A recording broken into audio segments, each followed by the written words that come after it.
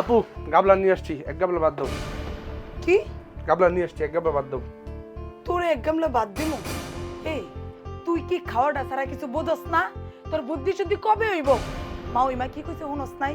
মা ওইমা এই বাড়িতে পাড়া দিতে না দিতেই কইছে তুই নাকি 3 গামলা ভাত খাস, 6 মণ তোর ওজন। আরো কইছে আমরা লাগে নাকি ওনার মাইয়ের অশান্তি হয়, সংসারটা ভিন্ন করে দিতে। সংসার ভিন্ন করে দিলে তোহানা তো খাই খাই করতে কাকা করবি। দেখো আপা, ভিন্ন আর যাই হোক তাতে আমার সমস্যা নেই, আমাকে বাদ দাও। দেখছো কারবারটা কি বেশরমের বেশরম। এই তোর কি শরম লজ্জা বলতে কিছু নাই?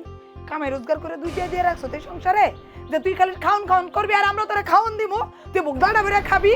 বড় ভাই জান 1 লাখ কামাই করে আমরা এতগুলা মানুষ খাই, হেল লেগেই তো মাউইমা আইসা আমরার উপরে তো জোর গলায় কথা কইতে পারছে, আমরা অপমান করে কথা কইতে পারছে। তুই দেহস নাই ভাই, মাউইমা হাই আমারে কতগুলা খারাপ খারাপ কথা কইলো।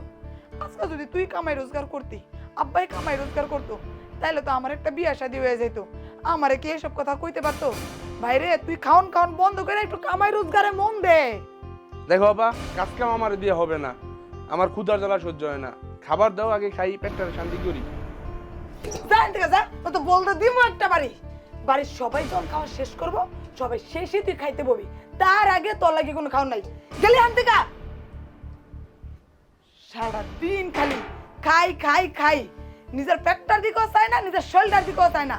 খায়া খায়া যে মোটা একটা হাতি হইতাছে, এটার মূল্য যে 4 জনে সাং দিয়া নি পারতো না, সেই খবর নাই। এমনি মা ওই মা আইছে চিন্তায় বাঁচতেছে না, কি না জানি সংসারটা হয়, এর মতো খালি খাই আর খাই।